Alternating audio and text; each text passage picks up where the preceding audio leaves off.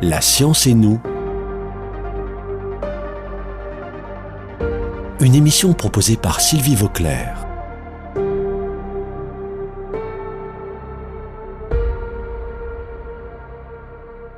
Pour la 4e semaine consécutive, nous échangeons avec Malik Khalab, qui est spécialiste de l'intelligence artificielle, sur ce sujet extrêmement important et un peu préoccupant dans la société actuelle. Nous avons parlé du fonctionnement de l'IA. Nous avons vu que l'IA dépasse nos attentes. En fait, elle nous dépasse. Elle est capable de gagner des concours ou d'être médaille d'or aux Olympiades de mathématiques, par exemple, ce qui n'était pas prévu au départ.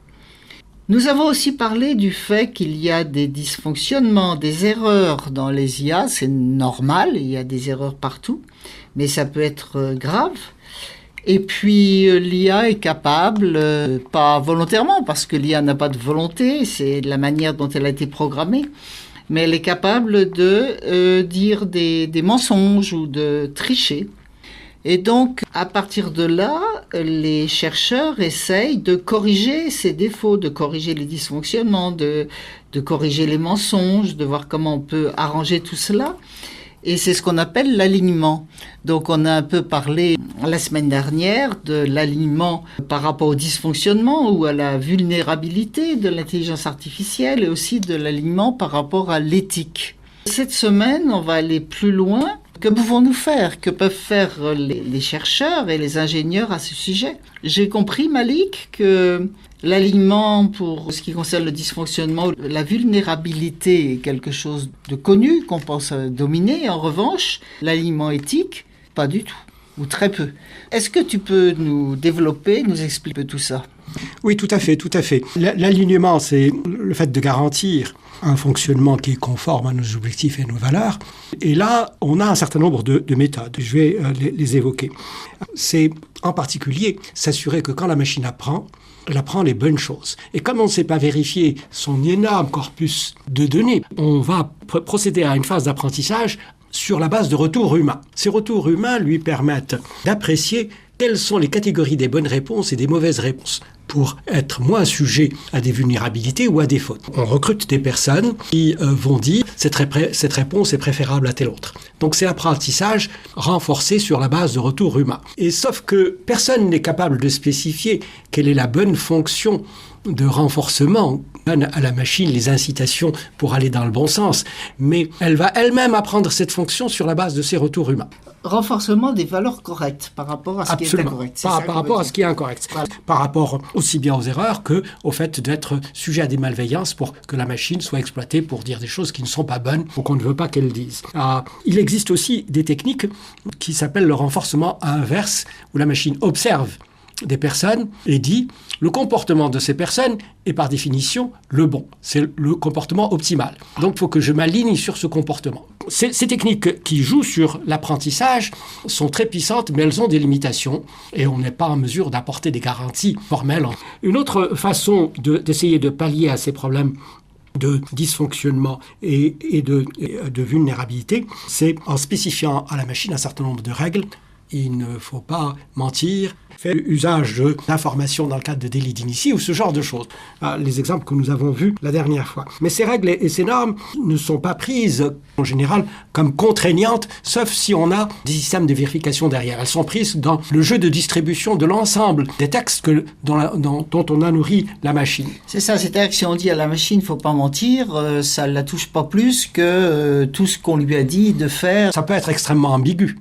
Le fait de cacher une partie de la vérité, dire toute la vérité ou dire une contre-vérité, etc., selon la notion de vérité.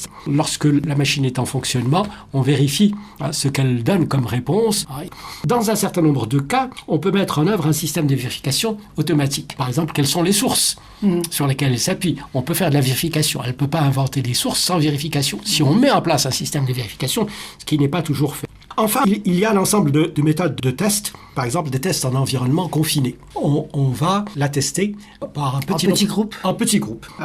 Et le petit groupe donne des retours? Le petit groupe donne des retours. On va avoir ce qu'on appelle des méthodes participatives. Des groupes de personnes testent avant d'être largement déployés.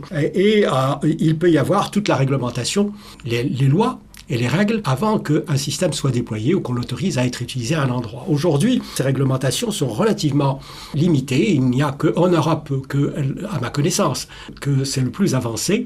C'est la réglementation européenne sur l'intelligence artificielle qui fait des avancées intéressantes relativement aux divers niveaux de risque, avec des exigences en termes de mécanismes d'audit et de transparence selon le niveau de risque acceptable ou le déploiement est complètement interdit. Il y a bien quand même des études sur ce sujet, je ne sais pas, moi, en Asie, enfin dans d'autres régions du monde. Vraiment l'Europe qui est en avance? À ma connaissance, oui, c'est l'Europe qui est le plus en avance. Il y a une réglementation qui a été publiée en Californie, mais elle a été largement contournée dans le sens davantage de favoriser la Silicon Valley que dans le sens de la freiner, parce que le poids des lobbies de la Silicon Valley est très très fort. Donc tout ça, c'est un arsenal de techniques qui s'inspire des techniques classiques de sécurité, de sûreté et de sécurité pour pallier tous les risques de dysfonctionnement et de malveillance. Et on avance, je pense qu'on en avance, mais on n'avance pas aussi vite que le progrès de la technique d'une manière générale, et il y a un retard entre les possibilités de contrôle et les progrès de la technique. Ce qui veut dire que la technique évolue et que donc l'intelligence artificielle elle-même évolue plus vite que ce que les êtres humains peuvent faire pour la contrôler. Absolument. Les techniques de contrôle n'évoluent pas en parallèle et à la même vitesse.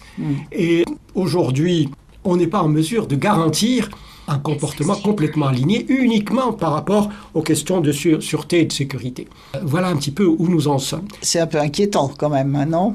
Oui, c'est tout à fait inquiétant. C'est tout à fait inquiétant. Les dynamiques sociales sont très très lentes pour comprendre les possibilités de l'IA par rapport aux dynamiques techniques qui, elles, sont très rapides. Et il faut avoir en tête que c'est une part essentielle de la programmation de ces machines est faite par l'IA elle-même. Donc il y a réellement un bras de levier qui se renforce et qui se renforce et qui se renforce, qui fait qu'il y a une rétroaction amplificatrice où les effets se rajoutent aux causes qui font que les capacités augmentent. Il faut retenir que relativement au problème de dysfonctionnement et de vulnérabilité, on n'est pas complètement démuni pour pallier à tous ces problèmes de sûreté et de sécurité. Maintenant, ça, c'est plutôt encourageant. C'est plutôt encourageant, mais le niveau éthique, c'est plus difficile. Alors, le niveau éthique est extrêmement ouvert aujourd'hui. On connaît la Déclaration des droits de l'homme et du citoyen de la Révolution française, on connaît la Déclaration de la Première Guerre mondiale, les déclarations européennes, on dispose d'un certain nombre de textes encore plus anciens. Mais lorsqu'on rentre dans les détails, il y a toujours la question de quelle valeur on retient, parce qu'elle va être variable d'un endroit à l'autre, comment le représenter dans une machine et comment faire en sorte qu'une machine leur obéisse. Les valeurs éthiques et morales ne sont pas les mêmes non plus dans tous les pays du monde. Sauf, comme tu disais, il y a un dénominateur commun. C'est pas simple tout ça.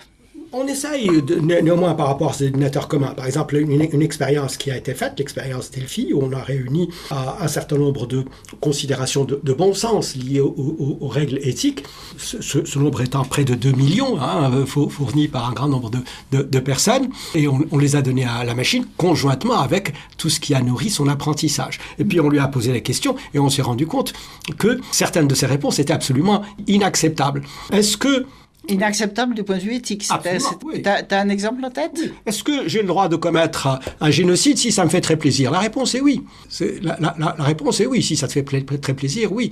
Donc cette expérience Delphi souligne qu'un pourcentage important des questions sont conformes aux règles, mais que quand même, il y a une fraction qui est absolument inacceptable. Voilà où on en est aujourd'hui. A priori, c'est lié au fait que ces éléments qu'on a donnés dans cette expérience ou dans d'autres ne sont pas considérés comme normatifs et inscrits comme les tables de la loi dans le marbre. Et il est hors de question de les transgresser. Même si on savait le faire, il faut avoir les moyens de lui dire comment résoudre des éléments conflictuels. Parce que l'éthique est constamment associée à des choix conflictuels qui sont liés à un contexte particulier dans lequel on s'implique, nous, humains, quand on prend une décision ici. Sur la base, à la fois de nos principes, il y a un énorme gap entre nos principes et nos actions. Et quand on prend l'action qui met en œuvre ces principes éthiques, il y a là encore un contexte particulier de la mise en œuvre qui s'appuie sur nos émotions, qui s'appuie sur notre appréhension de ce contexte sur une base physique et émotionnelle. Il y a une base biologique de l'éthique qui est associée à nos émotions. Et que la machine n'a pas, la machine n'a pas d'émotion. Là, c'est important, il faut le dire, ça. La machine n'a pas d'émotion. La machine n'a pas d'émotion, la machine n'a pas de motivation propre, la machine n'a pas de finalité en tant que telle. Nous l'utilisons en lui fournissant énormément de choses sur nous, sur notre société, etc. Et nous nous efforçons, à travers une partie seulement de ces problèmes d'alignement, de faire en sorte que cette utilisation soit principalement bénéfique pour nous, mais avec des risques considérables. Et encore une fois, on ne sait pas répondre à tous ces risques, on sait répondre à une partie d'entre eux. Est-ce que ça veut dire que l'intelligence, d'une manière générale, peut être calculable, mais que les émotions ne le sont pas ? Il y a d'abord un principe philosophique classique qui est de dissocier entre intelligence et morale. C'est deux notions complètement orthogonales. Ce n'est pas parce qu'on est plus intelligent qu'on est plus moral. L'élément important, c'est que un certain nombre de travaux met en avant l'importance clé des émotions dans la prise de décision rationnelle. Nous évaluons le contexte sur la base de nos émotions avant de l'intégrer de façon cognitive sur une base rationnelle. Et ça, c'est un point clé qui intervient dans la prise de décision éthique, dans la pondération des choix éthiques que la machine ne fait pas et n'est pas en mesure de faire. Pour beaucoup de philosophes, le fait de dire on va programmer la machine pour qu'elle soit éthique n'a pas de sens. Ça n'a absolument aucun sens. Il faut constamment veiller à faire qu'il y ait une supervision humaine sur ces machines avant de les lâcher dans la nature et de leur donner la possibilité d'agir. Merci beaucoup Malik pour ces 4 émissions très riches. Je pense que les gens vont être bien intéressés et apprendre beaucoup de choses au sujet de l'intelligence artificielle. J'ai envie de te demander, est-ce que tu peux donner une sorte de conseil aux gens qui utilisent l'intelligence artificielle ? Je pense que l'auditeur qui est là se dit « mais moi, qu'est-ce que je vais faire avec tout ça maintenant ?» L'élément clé, c'est d'abord de faire l'effort de comprendre ce qu'il y a derrière, au moins à un certain niveau. Et l'autre élément important, c'est de garder un sens critique. Ce sens critique est essentiel. Le fait d'anthropomorphiser la machine et de dire qu'elle répond, elle réagit, elle donne l'impression d'être omnisciente, de tout savoir, tout ça est très dangereux. Et il faut rester très critique et avoir constamment en tête de vérifier. Merci beaucoup Malik et bonne continuation dans toutes ces recherches. À bientôt. Avec plaisir. Au revoir Malik. Merci Sylvie.